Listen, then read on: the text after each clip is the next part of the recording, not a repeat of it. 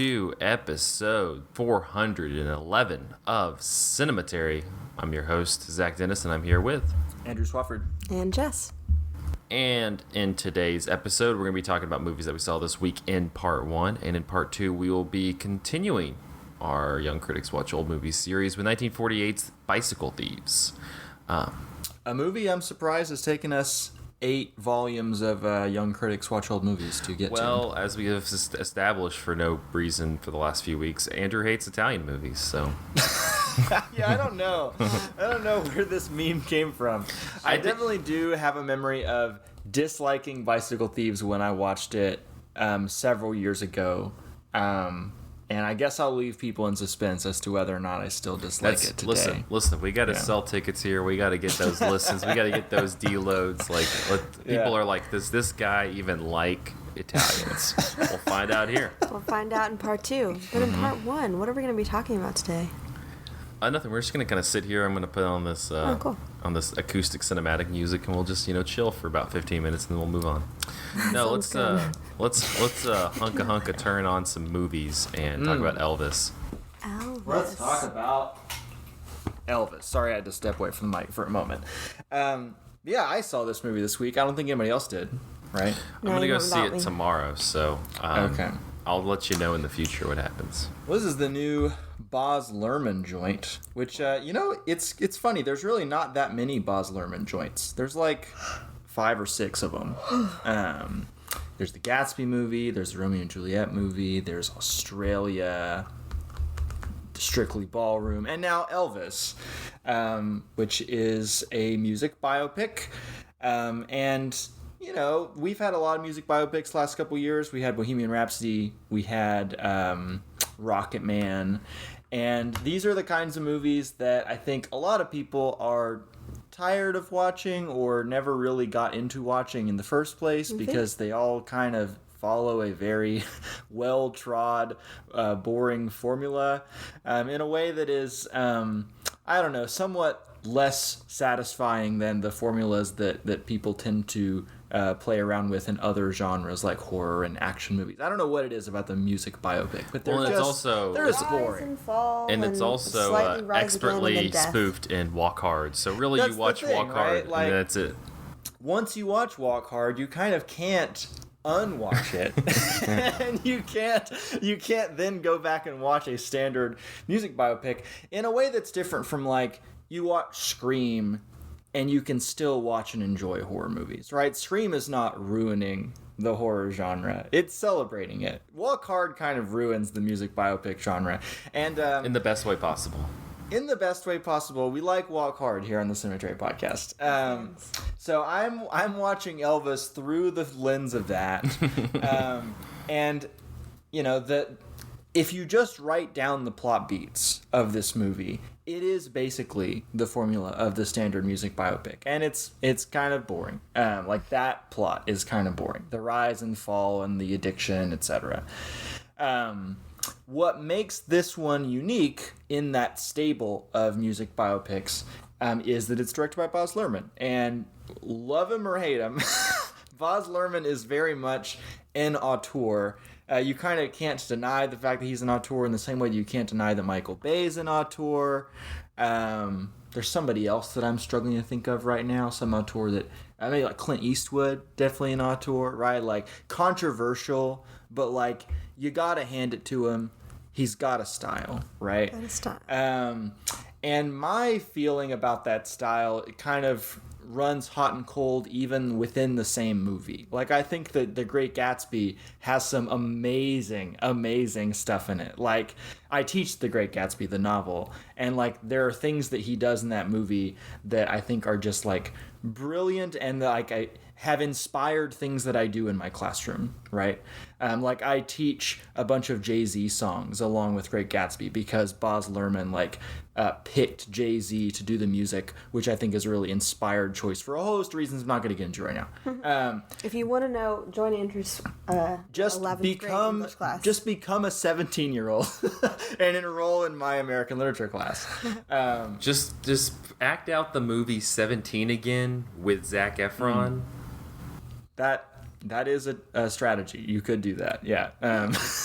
But like, there are also lots and lots and lots of things in Gatsby that I think are just awful choices. And the same thing can be said for Romeo and Juliet. I actually think his Romeo and Juliet movie is the best Romeo and Juliet movie, and there are a lot of them. But I think that his captures the the youthful immaturity of those characters, and it has a certain energy to it that the other Romeo and Juliet adaptations just don't have, because they're adapting Shakespeare and they're trying to make it important and serious and all that stuff, right? And Baz Luhrmann just kind of has fun with it. He just goes nuts. And in Elvis, he also just kind of goes nuts in a way that I don't know if he's ever quite gone this nuts before. The first hour of Elvis is just kind of a montage. You never really leave the montage. He's just it almost feels like he's acting as a DJ or something, like he's just kind of throwing on a part of this song and a part of that song and sort of overlapping them, and you have multiple layers of images sort of moving around the screen at the same time. We're always kind of zooming into things to reveal other entirely new scenes, and he's doing newspaper clippings falling over the images, and we're seeing we're hearing radio footage, radio coverage of the things that we're seeing, and it's just this cacophony of images and sounds. And for as little as I care about the beats of this standard ass musical biopic, I am kind of enthralled by the sheer verve of the thing for the first hour or so. And it eventually does settle down and becomes a little bit more stead in that we have actual scenes with actual dialogue, an hour and scenes that begin and end, as opposed to just melt into each other in this weird psychedelic phantasmagoria of Baz Luhrmann. He's also doing anachronistic stuff of throwing in modern music on top of the old music, and doing remixes of the old music, and doing mashups of different performances happening in different places at concurrent times. It's wild. But the absolute Achilles heel of this movie, the reason why I cannot wave away my lack of interest in the actual plot, is the length of this movie. This movie is 2.5 goddamn hours long and feels every minute of that. And eventually, the Baz Luhrmann-ness of it I just kind of become numb to that. And he does settle down. It stops being quite as visually and auditorially impressive once you get into the middle stretch of the movie. And what you're left with is just an Elvis biopic, really, with a guy who I don't think really looks very much like Elvis.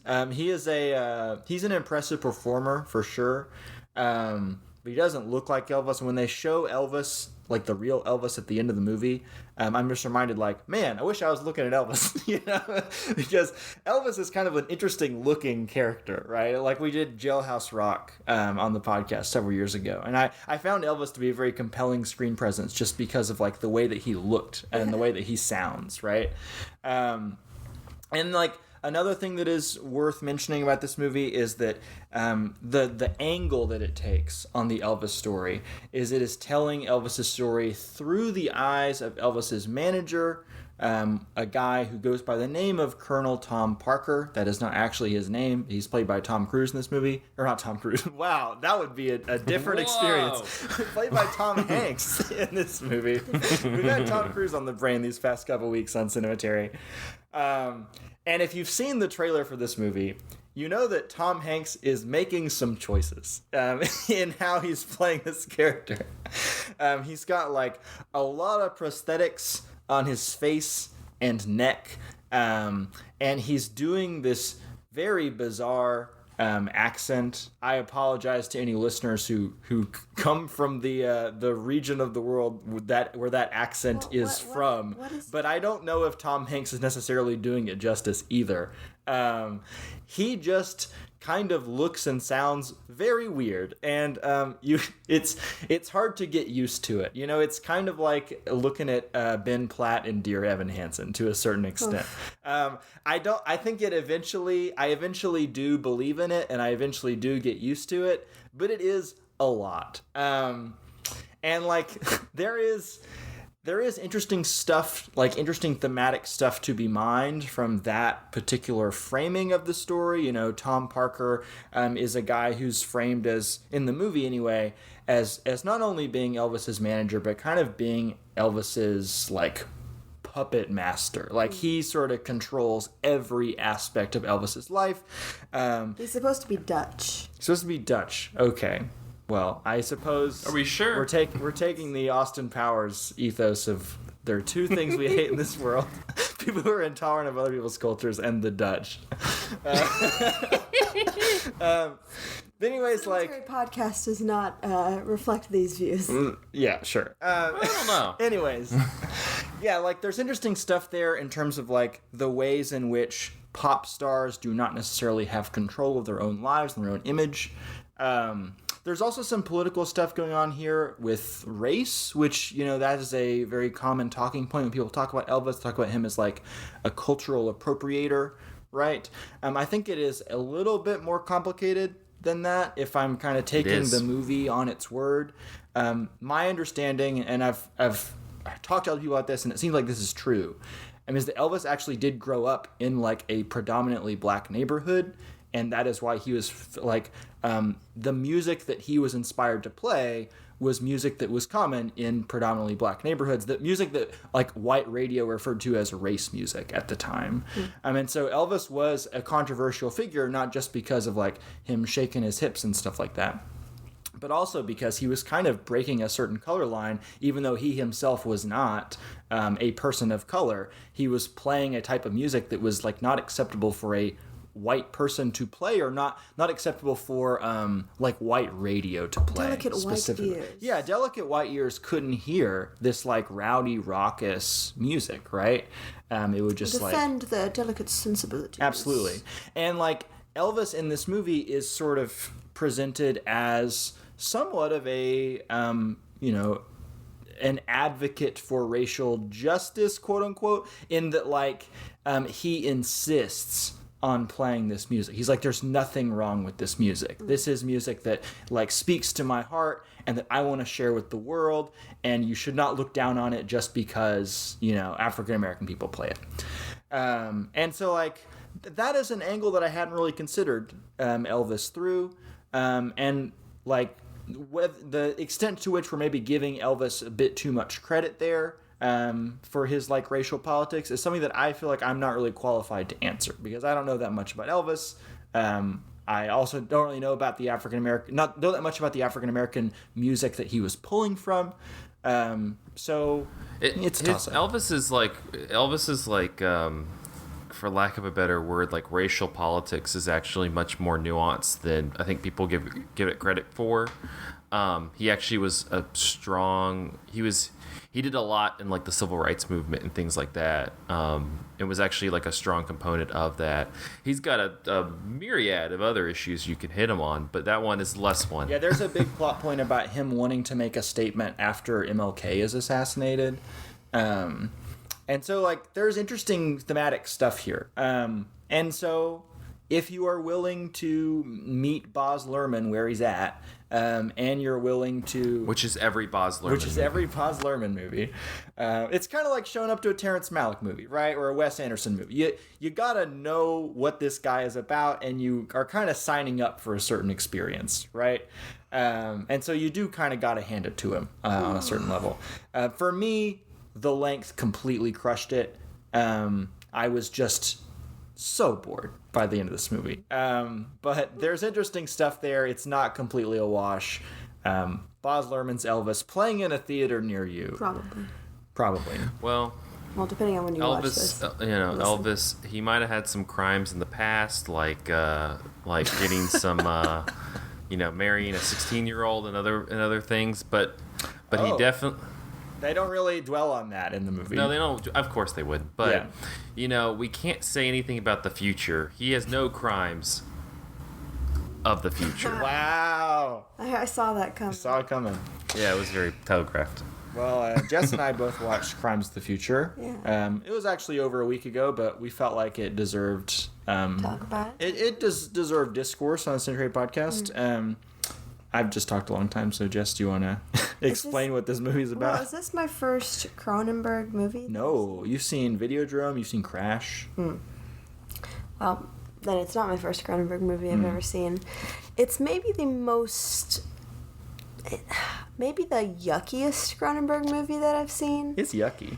It's quite a bit yucky. So, I mean, I'm going to go ahead and preface this by saying I came for... I came specifically so I could hang out with... let's see, Kristen Stewart. That's right, yeah. And Leah Seydoux. And who? Leah Seydoux. Yeah. Seydoux? Yeah. And also Viggo Mortensen, for those who celebrate. And, well, they were there. Gosh. In the theater? No. Oh. Unfortunately. Would have been cool. But, I don't know, maybe not in the positions they were in. So, it's hard to explain the premise of Crimes of the Future, but because I don't know that I fully understood it when I watched it, but...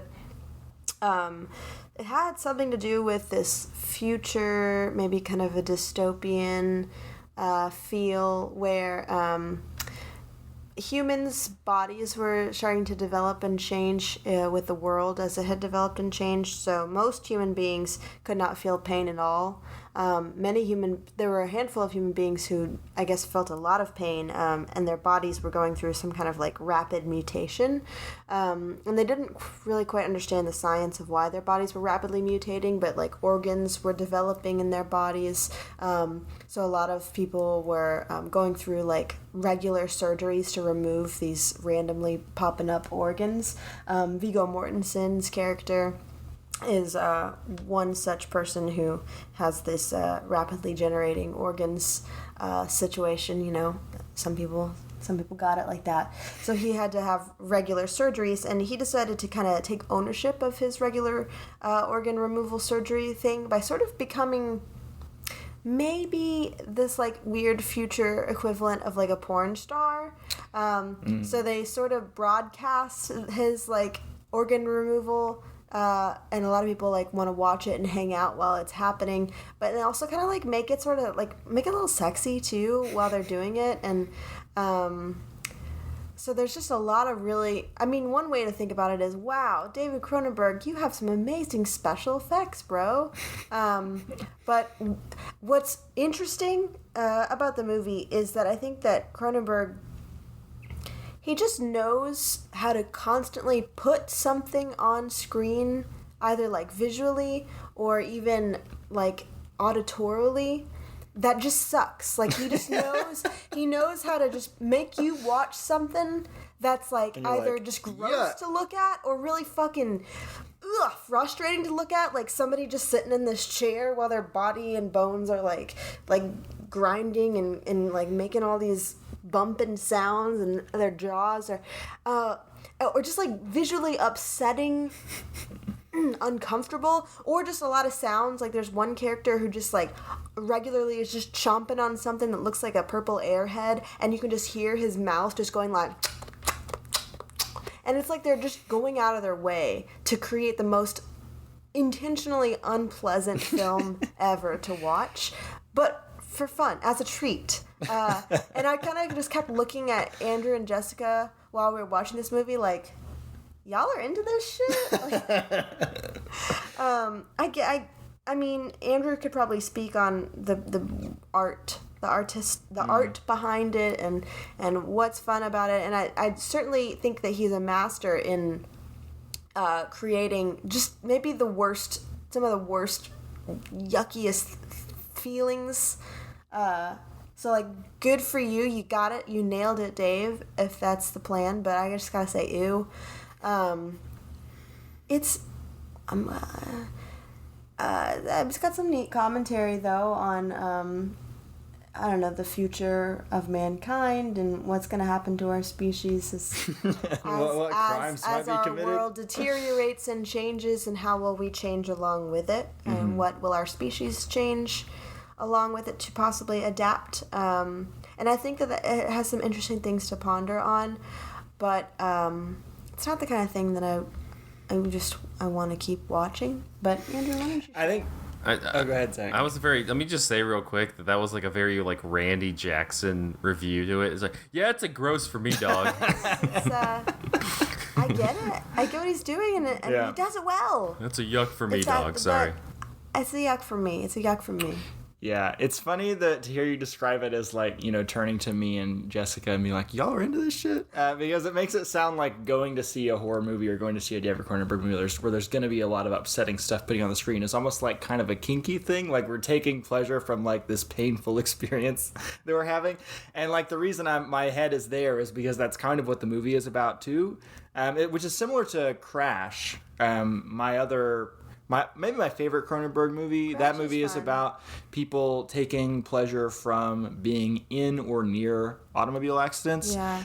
Here we have a movie about people kind of taking pleasure from surgery or cutting into themselves or whatever. It's like genuine sexual pleasure from like mutilation. And there's an important like world building thing that you did not mention, which is that one of the ways in which the human body is kind of mutated in this version of the future that Cronenberg has drawn for us is that people have kind of, their pain tolerance has been, has like grown to such an extent that they don't really feel pain anymore at all. And I think that has also affected the way that people's sex drives work. Like they don't necessarily feel pleasure from sex either, because it's like their body just like isn't really feeling sensations, right? And so people are sort of seeking more and more intense sensations, which is, part of what BDSM is. Like people like, in some cases it's like people enjoy being spanked or whipped or whatever because it like makes a bunch of blood like rush to the surface of the skin, right? And like you feel sensations more intensely there.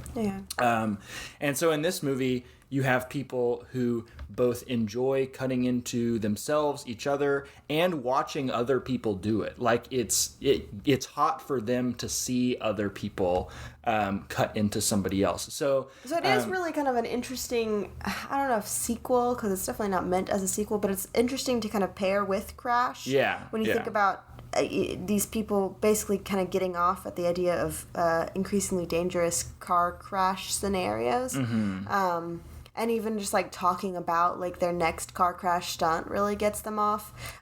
There's a lot of scenes in Crime of the Future where people are just kind of discussing surgery tactics with each other, and it genuinely feels like you're just watching something in another language with no subtitles. Like I have no idea what they're talking about, but they're talking to each other so intensely. Like even Kristen Stewart's character just talks so intensely and just like lighting up, and you're just sitting there like, Kristen Stewart's character is like hornier for surgery than anybody else in this movie. I don't know. I got a little lost, honestly, in the politics of it. Because they really are doing a lot on a political level, and his character, I couldn't really make out if his character is accidentally kind of a revolutionary slash porn star Well, type. so I don't know. you described him as a porn star earlier, and I would say that he is like an unwitting porn star. Like he's an accidental porn star because he sees himself as a performance artist.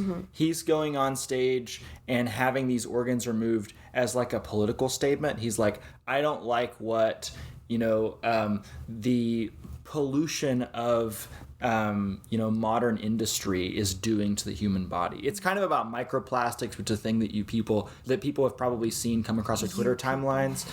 When I had a Twitter, which I don't anymore, thankfully, I actually had microplastics muted on Twitter because every time I would see a new story about it, it would just like gross me out intensely. But apparently, nowadays, something like half or maybe even like as high as 80% of people like have microplastics in their bloodstream, and the human body is like surprisingly resilient and like doesn't really mind them that much. And so David Cronenberg is kind of imagining a human evolution going in a certain direction because of that. Like, what are the long-term effects of like people taking in more and more industrial waste into their bodies?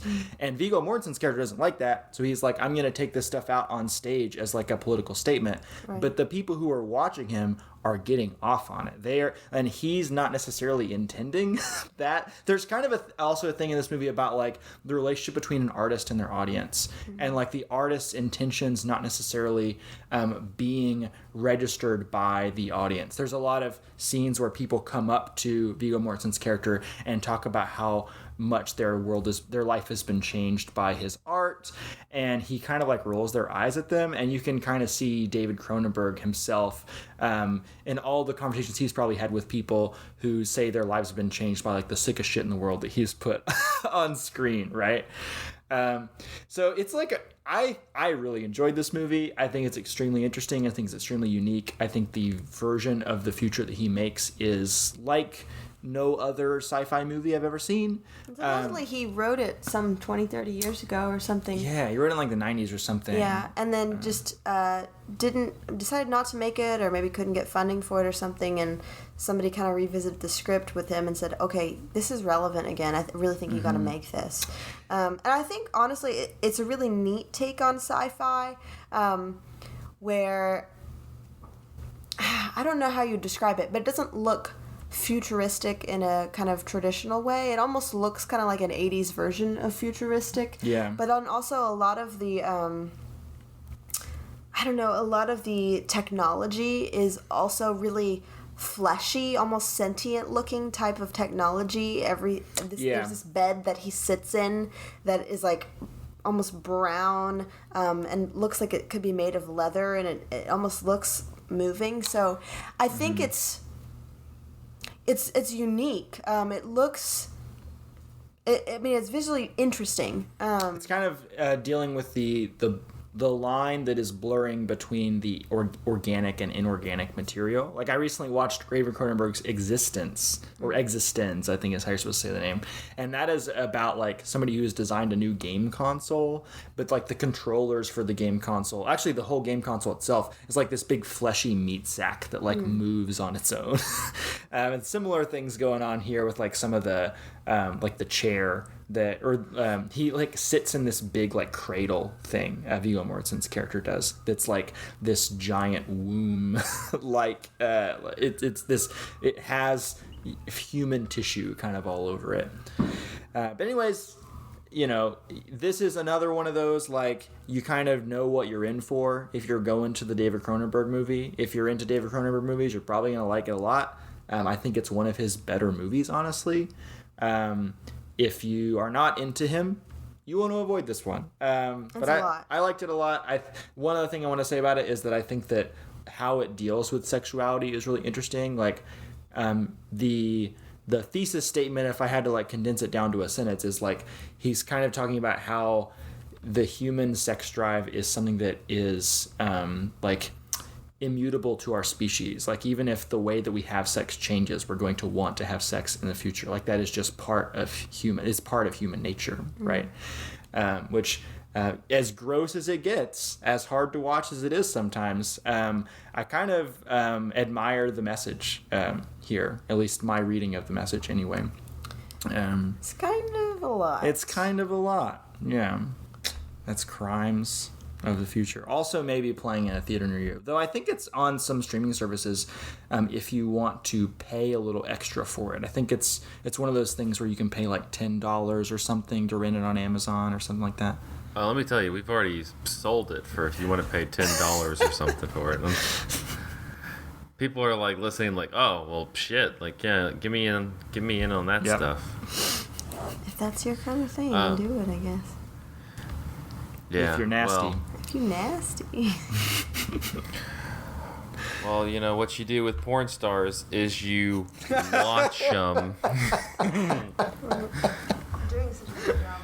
The segues, man. Same day we saw Crimes of the Future, we did a fun little double feature at Central Cinema. Little DF. Intense little double. It was a really super. We actually started with Watch Her and did Crimes of the Future afterwards. I really liked Watch Her though. It stars Micah Monroe. And she and her husband. We should also mention the director. This is her first feature, Chloe Akuno, I think is how you say her name. Rock and roll. Yeah. So Micah Monroe's character, she and her husband have just moved, I believe, to Romania.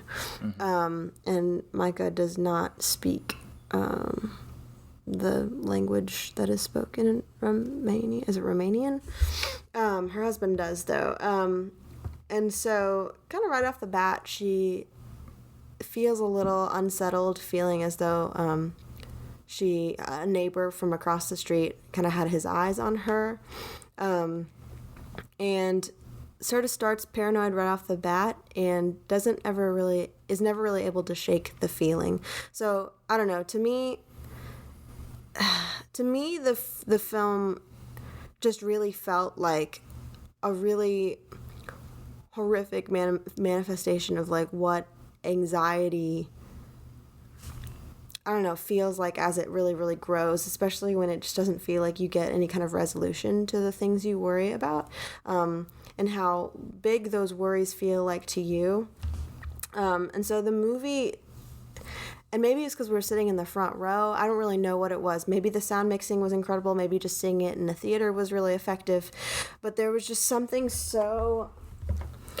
it was just so well made in how they built the tension and stress of the movie from little occurrences that you could easily brush off as nothing, and her husband does. Anytime she kind of airs a frustration or a worry to him, he just sort of says, oh, I mean, yeah, he's a neighbor. He lives in the neighborhood too. It's probably not a big deal. And so she kind of tells herself, okay, yeah, maybe it's not a big deal. But I think part of it too is she struggles to kind of vocalize what she's worried about, and she struggles to vocalize the extent of maybe why the thing that is stressing her, because there's a scene where she thinks she sees somebody on the street, and then she goes into a movie theater and then thinks that the person that she saw on the street follows her into a movie theater. So she leaves in the middle of a movie, goes into a grocery store, and then continues to see somebody follow her around in a grocery store, and then frantically runs home. And when she conveys all this to her husband, she kind of underplays it, I think, but it seemed very real as the watcher, as the viewer of the movie, to see to see how these things are obvious. Like, there is obviously something going wrong here. And the way that she is dismissed, and the way that the movie builds tension. There's also a lot of scenes where people are knocking on doors. And that's like a cultural thing, apparently. Like, the way that they do it in the movie, I'm just kind of taking the movie's word for it. Apparently, it is a cultural norm in Romania. When you knock on a door, you knock really loud. Or that's just how what they chose to do in this movie. Open palm slamming on the door again and again until somebody comes to the door. It's very much like a police-style knock or something. Like, instead of, I don't know if I want to put that down as like our feelings about Romanian knocking. I don't know that we can write that off, or if that's just like a choice that they did for the movie. But everybody in the movie does this. Yeah. No, it's not even open palm. It's like, but instead of, when we typically think of a knock on the door, we might think like, you just kind of use the front of your knuckles and like a little, but like, I think of it almost as like a police style knock, because when I would live in the dorms and sometimes see police like go to dorm rooms, you would use like the side of your hand and really like pound. So instead of just going knock, knock, knock, you go like that. That'll be a fun the side edit of your hand. Yeah. And so like there's a lot of scenes in this movie where somebody's like pounding on a door, and there's never just a gentle knock. It's always like poof, poof, poof, with the side of their hand, like full force on a door with no speech attached to it. It's just a quiet, or like no words, just pound, pound, pound. And I don't know if it was the movie theater we were in or if it was just really, really effective sound mixing, but something about the way they would knock, it felt like the sound almost came from behind me. Yeah. And so it just like, even if I would anticipate it coming, it just really unsettled me. And to me, it just kind of felt like you're with the character in her fear of just feeling like somebody could be anywhere, like this person that's watching her, that she never can really seem to get a good look at them, or they're always just dashing out of view, or she's always just like just not able to show somebody else what she's seeing and hearing. Always feels like it's just kind of right behind you, right there. And then the movie, the climax of it just kind of confirms Andrew Swanford. The climax of the movie just kind of confirms the fears that she's not heard from by anybody else, that she's not able to completely vocalize, and it confirms all of it in such a just gut-wrenching, horrific way. It's one of the best, honestly, it's one of the best horror movies I feel like I've seen in a while, in how it just builds this frustrating tension, and really brings to life, I think, as somebody who experiences anxiety, just really brings to life what that feels like when it's unchecked, and how big that feels like it grows. So I thought it was absolutely phenomenal. And also just to add to it, the fact that, this woman just really, truly feels so isolated. Her husband works late and long, and she's in this place where nobody speaks her language, so it's so hard for her to communicate and make friends, and so she's just so lonely. Yeah. On the podcast last week, Zach, you and Reed were talking about Treasure of the Sierra Madre and kind of comparing it to West Side Story, specifically in how both those movies deal with unsubtitled Spanish. And there was controversy with West Side Story about whether or not the Spanish should have been subtitled, right? And in this movie, like the choice to leave the Romanian dialogue unsubtitled is essential. And I think that if you understand the language they're speaking, then maybe the tension of the movie would be removed a little bit. But not knowing what so many of the conversations are made up of substance-wise, really, really adds to the tension of this movie. I think that it is super well directed, and that adds to the tension of the movie. Like Jess was saying, feeling like you kind of were there with her. It very much comes across, or like that is an effect that is created through the direction. I think that the camera angles that are chosen are always chosen really intentionally, so you're kind of like, it's not like a point of view kind of movie, like you're not looking through her eyes literally, but the camera is always placed just so that you're kind of like experiencing her emotional state right there with her. And you also have like a severe you have a limited amount of information. You were like, a lot of the movie, you were like, yeah, she's probably making this up. And I was like, bro, no, she is not. That guy was right there. Like, you were kind of halfway not believing her. And I was like, no, this is happening. So, I don't know. In the middle stretch of the movie, it seems to be very much intentionally playing with whether or not you are willing to like make this logical leap with her, because she has very little actual evidence of the thing that she thinks is happening. She's kind of connecting a lot of dots, right?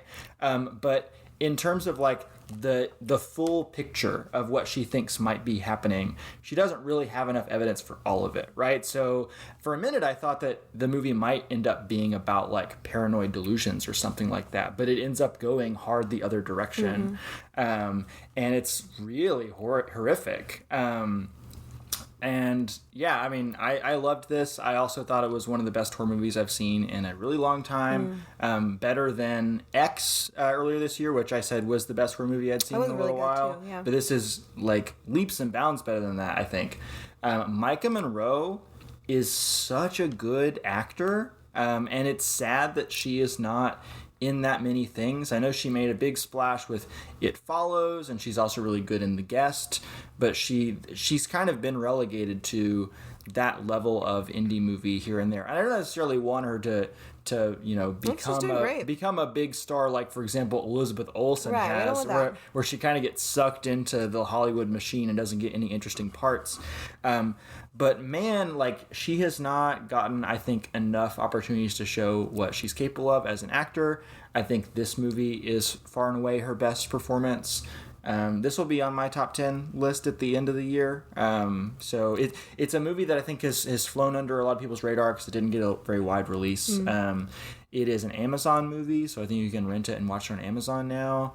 But yeah, just if you want like a really like lean, mean, like suspenseful thriller, this is it. This is the real deal. I also feel, I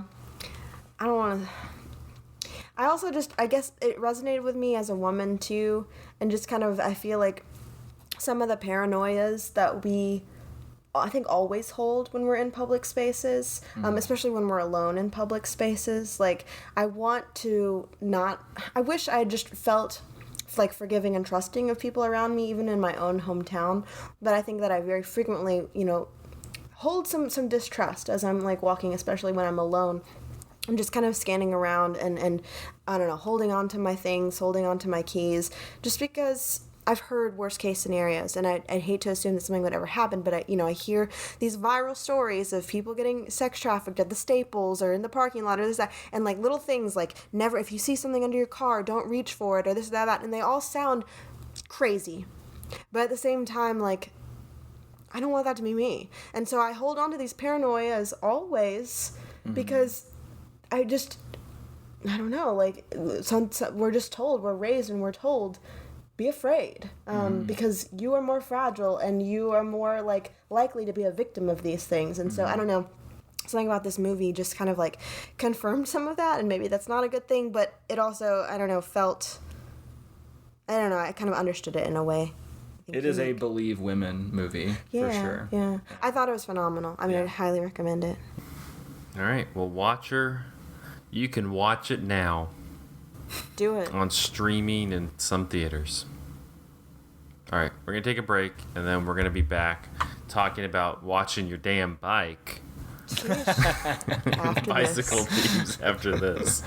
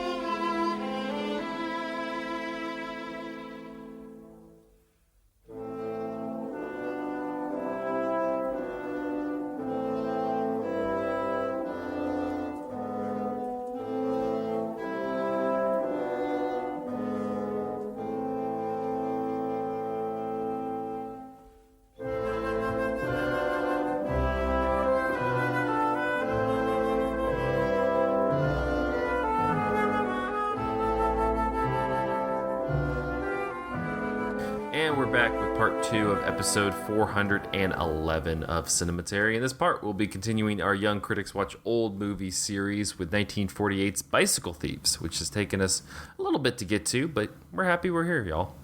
Directed by Vittorio De Sica, from a script by De Sica and 6 others. I don't know why 7 people had to write the script, but whatever. The film stars Lamberto Maggiorani, Enzo Steola, and Leonella Carell. Unemployed Antonio Ricci is elated when he finally finds work hanging posters around war-torn Rome. His wife Maria sells the family's bed linens to retrieve Antonio's bicycle from the pawn shop so he can take the job.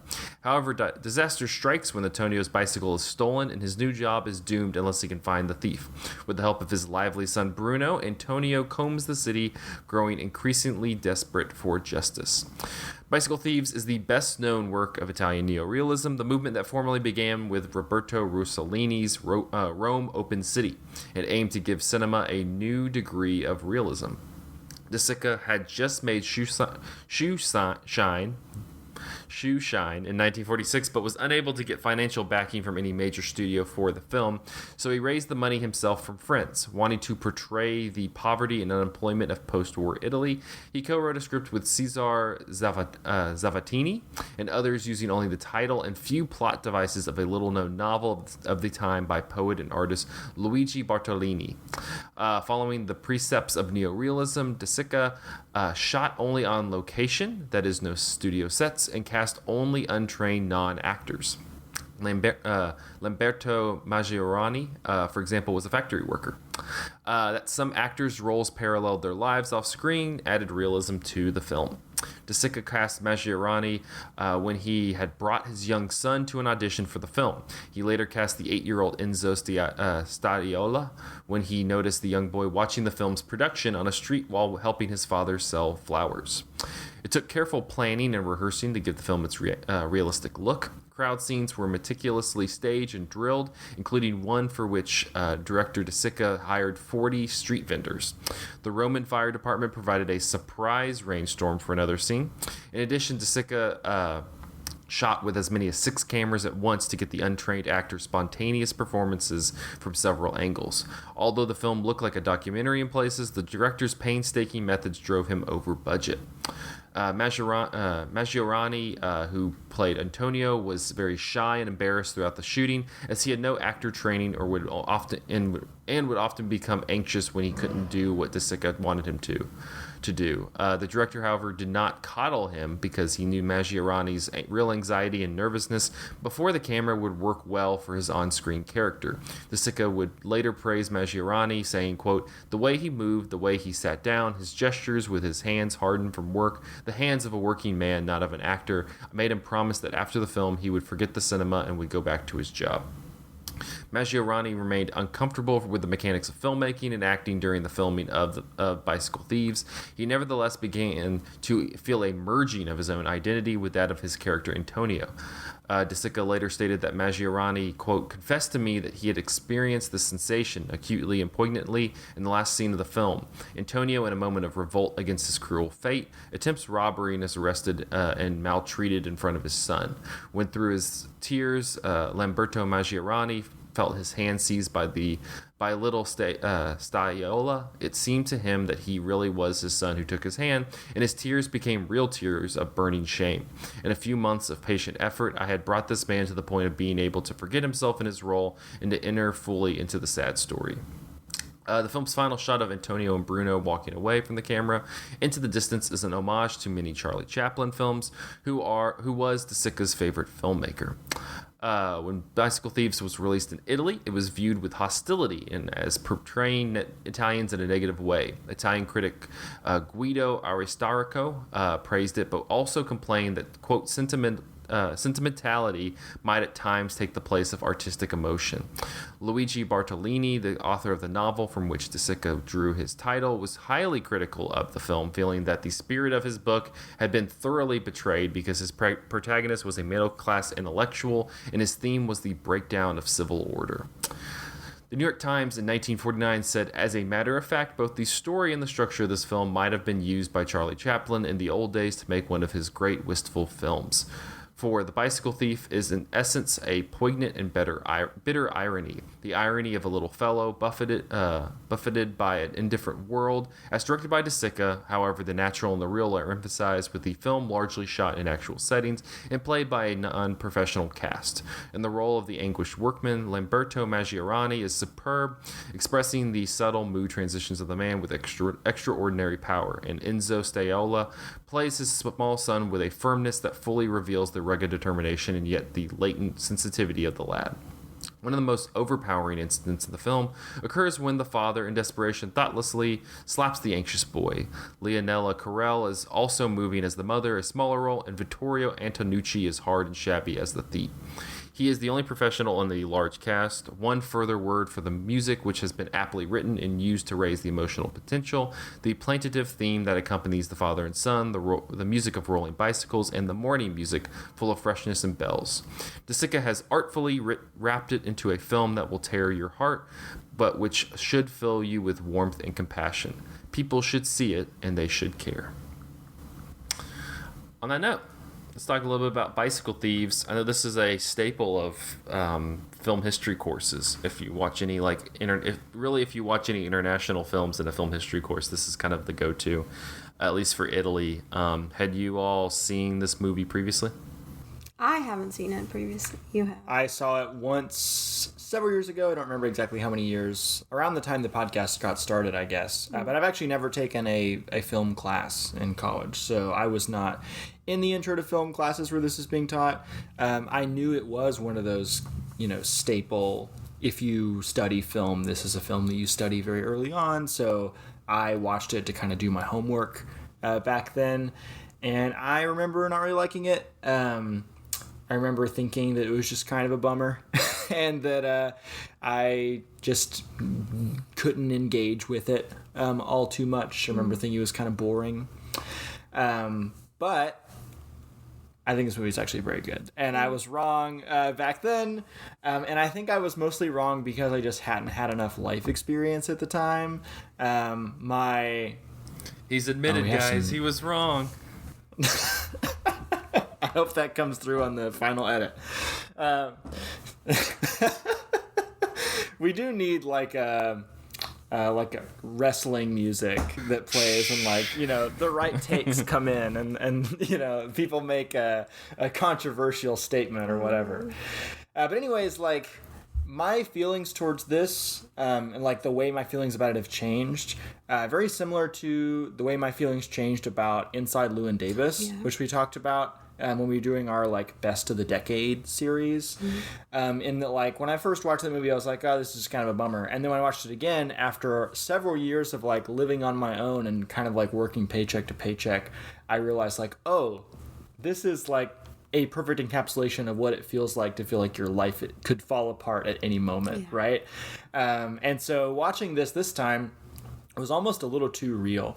It was, I felt attacked, by my own psyche watching this thing. I was just... we had a financially rough day yesterday, so we don't need to get into that. Yeah, we won't get into our household finances on the podcast, but we're doing pretty well comparatively to most of our friends. But even where we're at feels very precarious, and I think that is a situation. That situation or worse is a situation that a lot of people are in. And one of the things that this movie does really well is showing not only this particular character's financial precarity, but how he is one figure in a crowd of people all facing the same sort of life ruining financial precarity, and they're awful to each other because they feel like they don't have any other choice but it is under capitalism or any sort of competitive marketplace, it can be kind of a cutthroat dog eat dog, kill or be killed situation. And so that's of course the arc of the movie. He gets his bicycle stolen at the beginning of the movie, and then he resorts to stealing somebody else's bicycle at the end of the movie. Even though we know just how devastating that was to him, he's willing to do it to somebody else because he's what else can I do? Yeah, I've played by all the rules. I tried to get the bicycle I chased after I went to the police, and they basically were just oh, this isn't really a big deal. If you find it, good luck. And you never really meet the guy who does actually steal his bicycle, but even not knowing that guy, because of the way this movie kind of moves through the world and the things you see about Italian society at the time, you kind of know that guy too. You're well, I kind of understand why he stole this guy's bicycle, because he was probably just as hard up as everybody in this movie, right? So it's just kind of a gut punch on a political, a socio-political level. And I think that was the context that I was missing the first time I watched it. And to your point, talking about the socio-political climate, it's kind of like what we talked a few weeks ago when we were talking about kind of German cinema at the turn of the century. Same thing. I mean, Italy was in the same boat as Germany post-war, where they were just completely eradicated. I mean, it wasn't the fault of Antonio Ricci that they had a fascist leader in place, but because of that, it to me that watching it this time, because I hadn't seen it since I saw it in a college class, and it was powerful then, but it was a little bit, it hit more now because I've gotten so much more background on the socio-political climate of Germany post World War I as well as post World War II, and it was just terrible in both situations. And it's generally terrible for just the people who are trying to live their lives. Italy was in this war, and all this stuff, but I mean did Antonio half these people are Ricci make that, right? that choice? No, they didn't. And they're just trying to they're just trying to get by, and it's just so disheartening. I mean, this one you can see why. The other one a neorealist film that I've seen is Rome Open City, which is also a really hard movie to watch because that is completely about just the desolation of the land. You're just walking through crumbling cities. This one is a little bit more romantic in that way. You have this wonderful score that goes behind it. You're walking through the streets of Rome. You feel the desolation on an economic level, but you don't see the desolation in a physical level. You don't see the rubble and stuff like you do in Rome Open City. And so this one, it's almost, it kicks a little bit more just because you have this almost beautiful black and white romance of Rome, but you're having to traverse it with this character who is just trying to do the bare minimum to survive. Jesse, what about you? Yeah, I mean, I think I gotta kind of just echo what you guys said. It's just increasingly frustrating just to watch.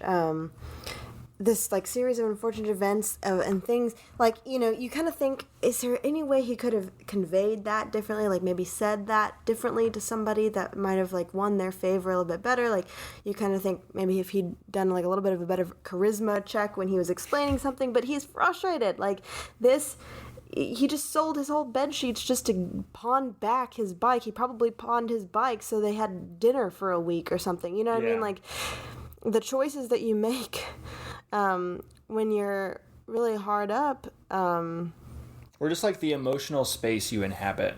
Yeah. Right? Like how on edge you can be whenever it feels like everything is falling apart. I feel bad sometimes, like, you know, maybe I'll think like after I've left a store, maybe I've had a bad day and I had to go grab something at the store, and I'm like, man, I probably came off as so grumpy just then, and I don't want to be grumpy to, you know, cashiers or whoever, and because I know that like my grumpiness is not their fault or anything, but, you know, just, you know, when things just start hitting you one after another, and you just feel like you keep trying and keep standing back up just to get knocked down again. Well, one thing like I was thinking about was, you know, that near the end when he follows that last guy, that guy buys like the bike for like 100 lira from the old man who he starts harassing in the church. but you kind of are like, well, why don't you just buy a new bike? But you're like, no, he like that 100 lira could go to like feeding his family for a few days, and so he's gonna just try to track down what is rightfully his and make that choice rather than just going, oh, I'll just buy a new one, whatever. And I don't think that. Yeah, and I think that a lot of people... With what money? Yeah. I don't think a lot of people... You know, and that's why it's kind of tough watching it, like, in a college class, because that doesn't... you know, just because of the age and life experience for, I think, a predominant amount of the people there, like, that probably doesn't click for them. A lot of the emotional beats does click, you know, like, it's tough not to get emotional during the last scene. It's tough not to get emotional, you know, when he slaps Bruno, and then Bruno is kind of rightfully, you know, pitching a fit and not really engaging with him, and then you have that whole scene where the boy, you know, you hear about the boy drowning in the river, and he thinks it's Bruno, and like that's just kind of natural to get emotional there. But I think it hits a little bit differently rewatching it, where you kind of see the more, you know, how the difficult decisions that you have to make along the way, because it as we learned with just having the bicycle in the pawn shop in the first place, you have to make a call, and it's going to have ramifications down the line, but you can't think of the down the line. You have to think of, I got to put food on the table right now. Yeah. Right now. Right. Yeah. And they're like, you can have this job if you have a bike. And he's like, I can get one in a couple of days. And they're like, okay, well then you can't have this job. And he's like, okay, no, I'll get one. Yeah. Like, people don't understand. Like, there's not a lot of flexibility even now for any kind of like circumstantial nuance, right? I'll pay that off. I'm just waiting on my new debit card to come. I'm sorry, like it's due today. So you better give us money right now. And I'm like, I would, because I have money in my bank account, but it's closed, and it we won't be said we open weren't until going to say Tuesday. too much about our own household finances. No, I mean, like, I'm speaking in generalities, because there's always something, right? Like, we've always got, like, I'm not lying to you, and I'm not, like, just trying to, like, bullshit you. Sometimes there are nuances to things, like, I totally would, and I totally understand why this is not your fault, but here's what's going on with me, and we don't leave a lot of wiggle room for things like that. And Zach, I think you made a good point about, like, the life experience of the students who are watching this movie in a college class. Of course, there are plenty of students who have had, you know, economic hardships growing up in their household. But I think in general, most students who are in a college classroom setting, money is kind of an abstract concept to them, right? They're either having their school paid for by a parent, or they're living in like student loans land where like money's coming in, but they don't really understand, like fully understand the value of each individual dollar there. Like each semester, what that's really going to feel like at the end. Which of course, like, the people giving those student loans are counting on that, right? They're counting on students not necessarily, not necessarily recognizing like, oh, this is all eventually going to like hit. I'm gonna actually have to pay for this with money that I'll have to make. Yeah. And like the ability you have to make that money is like very, very limited, right? So, yeah. So we have kind of all these concepts that clearly like kind of exuberate from, like they come out of the text, but I guess we're kind of orbiting around. Well, the no, movie but also, here. but like to everybody, this is for the group. Like, how does DeSica kind of convey that? Because I think he does a great job of conveying this kind of economic and the socioeconomic anxiety through the filmmaking also. Mm-hmm. I mean, it's a very, even though it's kind of like an old foreign art house movie, it's not really slow. In every single scene, like it's very economical, like to use another form of the word economical, in terms of like every scene is presenting like a new, like urgent emergency that needs to be attended to. Like it is ratcheting up the tension and the stakes on a minute by minute, like sculpting in time. Well, and I think too, there's something about, the way it starts on this kind of hopeful note for him, but the movie is called Bicycle Thieves, so you know exactly what's going to happen. And you only see the one thief who steals his bicycle. Let me preface that it actually was called Bicycle Thief in America in English for a long time, and they recently, in the last few decades, changed it to Bicycle Thieves, which is what I think the literal Italian translation is Bicycle Thief, but that doesn't really make sense. It would technically be Bicycle Thieves. Well, regardless of the plural or singular, like what the movie is going to be about. That it's going to be about this guy losing his bicycle. So you see like all the hoops he has to jump through just at the beginning of the movie, and all the like how hopeful he gets that he's finally catching a break, finally going to be able to get something stable for his family. And all the while you just keep watching his bicycle, wondering when the scene is going to happen. Yeah, he will stop somewhere and like lean his bicycle against the frame of the door or something, and the camera will just give you enough of the bicycle for you to be intently focusing on it. Like that character is now no longer looking at the bicycle. What is going to happen as soon as he looks away from it for a second, right? Well, I forgot when it gets stolen, so when they stop and the wife goes up to see the holy woman, that's when I was expecting I was like, oh, this is when it gets stolen. Like I was like all stressed out, and then it came back, so it's still there. Okay. Yeah. Right. And also, to go back to the point about the music, this is kind of the one stretch of the movie where it feels like things are looking up. But after he has the bike and he's like riding off to the job on his first day, like that music is so hopeful and inspirational. Like you really feel like everything's gonna work out for this guy. It's not. But it is not. Yeah, you know the movie's called. So it's playing with that dissonance. He also does such a great job of filtering between like large groups of people and the like close up on the face shot, because there's so many like close up shots on Antonio, the Antonio Ricci character, that are so powerful, including and just Bruno. Like, god damn, Bruno's is the fucking star of this thing. He's a very like, charismatic child just actor, his face, yeah, he's just great. But then also the way he utilizes the group shots. I mean, you have just that the scene when he's gonna when he captures who he thinks is the thief, and you have that mob of people in that neighborhood just kind of engulf him. Then you have the mob of people leaving the soccer match, and like that whole scene, and then the final shot where they just kind of everybody gets engulfed into the crowd. Well, you kind of lose where Antonio is. The mob of people trying to get a job in the first scene of the movie. Mm-hmm. Like when you see a lot of people in this movie, you see a lot of people. Like it feels like an innumerable amount of people, especially when he's getting mobbed by those guys who are trying to protect the dude he's accused.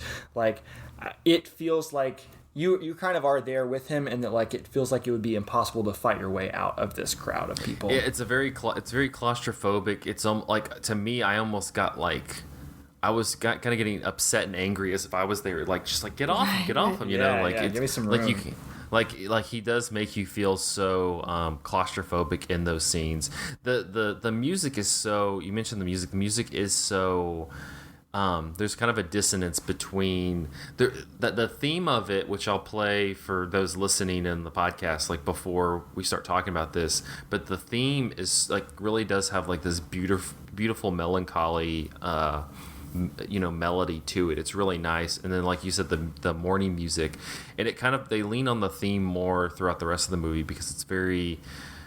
It's kind of sad, but then it has kind of this sweetness to it that you don't completely hate it, but it does have like this kind of melancholy, and that's kind of how I feel going back to just the situation of a lot of these people at this period in time. Like, it's just so melancholy and unfair to these people who are just trying to live their lives, that they're suffering because of the acts of a few people. If I could bring up one random scene we haven't talked about yet, it's the evening he gets back from work after his bike has been stolen, and he doesn't want to go inside to speak to his wife because he knows that she's going to be just distraught about this. So instead he's like, I'm going to fix this on my own. I'm going to go find my friend who's going to help me find this bike. And his friend is like a vaudeville performer or something. And so he goes into this space. I'm not really sure what this building is, but there's sort of two ends of it, and on one end you have his friend who's practicing his vaudeville act. On the other end, it seems like there is a socialist or communist organizing meeting that is happening, and like very briefly he pops his head in that end of the building because he thinks his friend might be there, and we hear a couple things said that are very relevant to his life about like whether or not the government should offer welfare checks to people, or whether or not the government needs to fund these like really robust public works programs so that everybody has a job.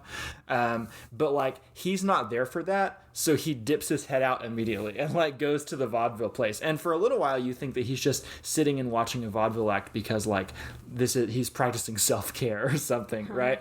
But like I thought he was just gonna go to a bar and like get a drink or something. Yeah, he was actually just trying to find his friend. But I think a very clever sort of implicit point being made here is that people who are this hard up, like the people who actually need labor organizing, are often way too stressed and way too tired to actually participate in labor organizing, right? And not to mention, in our context now, like a lot of that stuff has sort of like been rhetorically poisoned by people who have like demonized it for decades and decades. But I liked it, and I liked how that was handled here. Well, you also have to think of, that's the kind of on its very basic like if it's untarnished level, it makes sense for them. But that's the same pill, that's the same act that was sold to the Germans after World War I, and that's what happened. That's the same act, and that's the downside to it. The concepts around both of those ideas are sound and make sense for people, and that's why they get on board with them. But they're infected by people who are just using the opportunity in order to take control of things, and so that's kind of the other thing is like, you hear that, but it's like, that's what you hear from the Germanys, the Japans, the Italys post World War II. There's a reason why you get less of that in like America, because America came back victorious and was going on a resounding successful run after that. That's kind of the thing there as well. You have to, and this is kind of outside the realm of the movie as well, but it is frustrating to have conversations with people about this stuff because of exactly what you're saying, Zach. Like, these are our historical examples of countries that have attempted to do something like called communism or called socialism. They got kind of adopted by fascists and authoritarians who weren't actually like making a government that was organized by those principles. And so like when you try to argue for labor rights or something, they're like, well, that sounds like communism, that sounds like what the USSR did, and the USSR was bad, so therefore, that's a bad idea, right? But like the ideas that are being talked about, right, are so sound in many cases. Well, and that's why Hitler was so effective, because the Nazis were the National Socialist Party, and it wasn't because they were exuding socialist goals. It's because socialist means for the people, and it's popular. Exactly, it's for the people. It's popular, and so they could use that to gain. And that's where again, like American education kind of fails you because you don't get to learn the nuances of the concept is broken from what the name is being utilized for. It's so there's a small political concepts break for you all in the listening. We got to do it every now and then. I wish like anytime I heard somebody use the phrase like, oh, you should just get a job, or you should just this or that, I wish like you could just make them watch this and be, like, if only it were just that simple. Like, Would that it were. I will just get a job. Yeah. Oh wait, but I need a car. Or oh wait, but I need. Yeah, we should also talk about the fact that like this is bicycles. Like I like really romanticize bicycles in my head because like it is such a free mode of transportation, right? And when I say free, I mean like I have a lot of freedom when I'm on it, right? Yeah. Like I'm often not like constricted by traffic rules. There's not like a lot of other bikes on the road. I can kind of go wherever I want to go. It's not like an expensive thing compared to a car. I'm not worried about my bike breaking and me having to like pay thousands of dollars or something to get it fixed like all of a sudden. But if you need transportation for a job, you need transportation for a job. And like that is going to limit the amount of people who can take that job.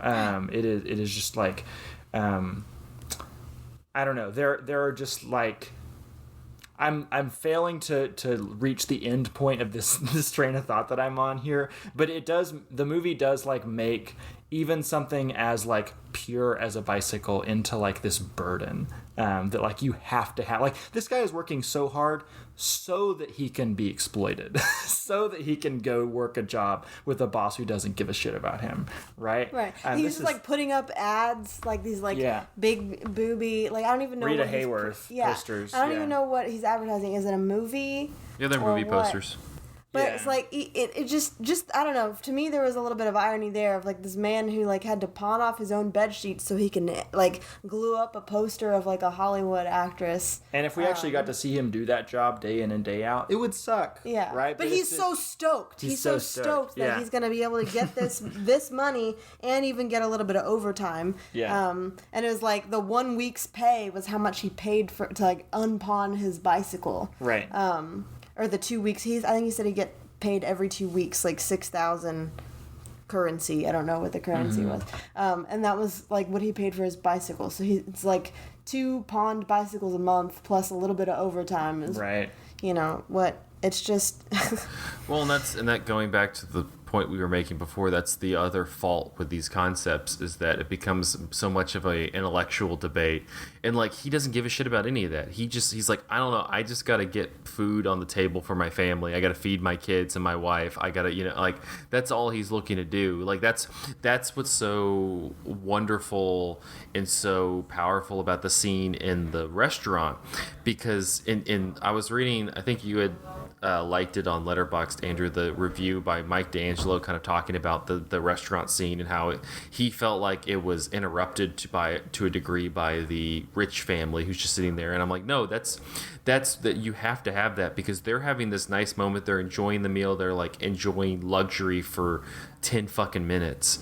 But you have this family and you have this disgusting looking girl who keeps like looking over with her like, insect eyes at him, just chowing down on this food. Who they're like the level of what they're having in that moment compared to the level of what Antonio and Bruno are having in their moment are so vast, because it means this small little fucking meal means so much to the two of them in that. He's having like a grilled cheese sandwich. And like, don't get me wrong, listeners, like Jesse and I have never been in like as financially a financial rough patch, anything to the extent of what these characters do here. But like, there's so many little pockets of their experience that I feel like I see myself in. Like, you kind of go through waves whenever you are going through some sort of a financial distress, and like part of that wave is like, fuck it, we just need to like have some sort of enjoyment for like a night, right? Yeah. Like Ever had such a bad day? You're like, I don't really have the money to do this, but I need something to eat, and I gotta take care of myself. I'm gonna go to a nice restaurant and have somebody else make me food because like I'm way too stressed to do it for myself. I can't deal with this. Right? Yeah. So like I understand and like could just deeply relate to the joy that they felt sitting down at that restaurant and just not thinking about it for a minute. For just a second. Yeah. Yeah, and giving Bruno a moment that wasn't his dad, accosting people for his bike and running, walking stressfully around the city and just like having this like general frustration and sadness on his face. He was like, let's just like take 20 minutes and like just have a meal and enjoy ourselves and let him drink a little wine and eat a mozzarella sandwich. Like it's about the fucking small things. But that's what's so kind of tragic about having the dissonance between them and the rich family, because the rich family, it's just like whatever. It's like it's a fucking Sunday. Yeah, and so that's what there's that tragedy in it that I think is powerful. Anything else on the movie before we wrap it up? I guess the one thing I'd be curious is, we talked about at the beginning, this is like this canonical work. This is like, oh, if you're serious about movies, you gotta watch Bicycle Thieves. Kind of revising that rather than just saying it's an important movie you have to watch. I guess what's the reason that people need to watch this outside of that? What do you think, Jess? I mean, I don't know. Personally, for me, I think I've recently pinpointed that I really enjoy, what would you call it? Social realism type movies. We recently watched Margaret, which if we had time on part one, we probably would have talked about it too. So like kind of comparing that to this, I thought was interesting because I mean, what's really interesting about the movie Margaret is that there's so much going on with the character, like Anna Paquin's character in it, but there's so many moments in the movie too where we kind of like pan out and just look at this whole huge city. I'm assuming she lives in New York. Mm-hmm. And you're just thinking like all these people all around her are also equally dealing with some major bullshit right now, but we're focused on her character, but you can just imagine what everybody else is going through. And that's kind of like what I was thinking about too while we were watching this movie. You're thinking about all these people who are at the beginning of the movie who are all just pining for a job, and like this man gets a job and then we follow his character, but imagine the guy who goes home that day and doesn't have a job, get that job. And he's having to tell that to his family, like, I don't really know what we're gonna do for food this week. I guess we can pawn our bicycle. I guess we can pawn, you know what I mean? Like maybe last week he didn't get a job and he had to pawn off his bicycle so they could eat, and that's why he didn't have a bicycle this week. I think movies like this are like these very like based in realism, capture the human experience in a way that a lot of movies just really don't. They speak to this like really hurting and lonely part of you. Do you want to? You should make the joke that you made about like Cruella, like the way in which these ideas are tackled, like the ideas of trauma or ideas of like poverty or whatever are dealt with in like mainstream movies. I said like, when we watched Margaret, I was just talking about like, man, like this really helps you empathize, and I think like just captures something about understanding trauma and understanding like how it causes us to act and like each choice that we make, how that can be centered around like the stress and the trauma that has happened in our life and how that shapes our characters. So we have movies like this, we have movies like Margaret, we have movies that are really, really grounded in reality and that just speak to this like painful and lonely part of our souls. And then we have movies like Cruella that are like, wow, thank you, Disney, for talking to us about how her childhood trauma made her puppy dog coat wearer. Or like person. Maleficent or something. Or like, thank you so much. You know how hardship makes people bad? Yeah. You know how hardship makes people green witches? It's because of her trauma. You know what I mean? Like, no. So there's something just much more real about, I mean, in a neo-realist movie. Right. I also think that it just makes really good like political agitprop. Like if you want to see like a movie that is going to make you mad for the right reasons. Right. It's like, it's something you probably can't like maybe every single day, multiple times a day, sit down and watch like a realist kind of movie. I don't want to feel like this all the time. It's gonna drain you. I think it's like kind of gonna be emotionally heavy, and you kind of want to sit with it for a minute. Which was like we got done watching it, and I was kind of cuddled up with my cat, and I was like, I just need to sit here for a minute. But then Andrew like jumps up and he's like, I gotta clean everything in the house, and I was like, how? Those are the two different sides sides like my there. life was in shambles after watching Bicycle. He's like, I gotta clean, I gotta fix everything in our house, and I was like, I gotta just hold my cat for a little bit and like chill out. Well, it kind of just emphasizes the Roger Ebert quote about movies as machines of empathy. Like this is an example. Like this would be my reasoning why is like this is a great example of movies as a machine for empathy. That if you can just kind of take down your preconceptions on what you assume the movie should be like and just let what it's telling you wash over you, like it might give you some sort of recognition on life that you probably are ignoring. So why is it a canon? I think it captures humanity in a very real way. I mean, not that I've had that exact experience, but just like kind of seeing all these hurdles and all these hoops he's jumping through. I think especially being like, you know, a young adult living on your own, it can still feel relatable even if you haven't related quite to that level. And Zach, you said you had watched this in a film class. My assumption is that when this does get taught, a lot of times the reason it gets taught is like, well, this was an inspiration to the French New Wave. Right. And like if you're just kind of thinking about it on terms of like a timeline of film history, like there's something kind of unrelatable about that. But the movie is like deeply human and relatable on other levels. Yeah. Well, yeah, that's kind of the reason why I was glad that we watched it, just because it's in one of those categories. I think we talked about it before. Like the perfect example that I have is like Citizen Kane, where we treat Citizen Kane as, oh, this is the greatest movie ever. You have to watch this if you know movies, and that's done at a disservice because now people see it as like this like mountain they have to climb, that it's like this difficulty. And I'm like, if you watch fucking Citizen Kane, it's great. It's super entertaining. Like it's a great movie. And we have these canonical plaques elicited to it that you're just like, no, I don't. Can I just like watch the movie and not feel like I have to like do my duty as a cinephile? That was me watching this the first time. I was doing my homework, eating my vegetables. Yeah, I mean, you go in with all these expectations too, but I think just trying to watch it just as a movie, and I think it's relatable and enjoyable, and so I thought it was really good. I thought it was very effective, and I'm really interested in the fact that the main actor wasn't even a professional actor when he got in. He just sort of found himself in the role. Seems like he got a acting career out of it, though. So good on Desika for like, helping this guy climb the ladder a little bit.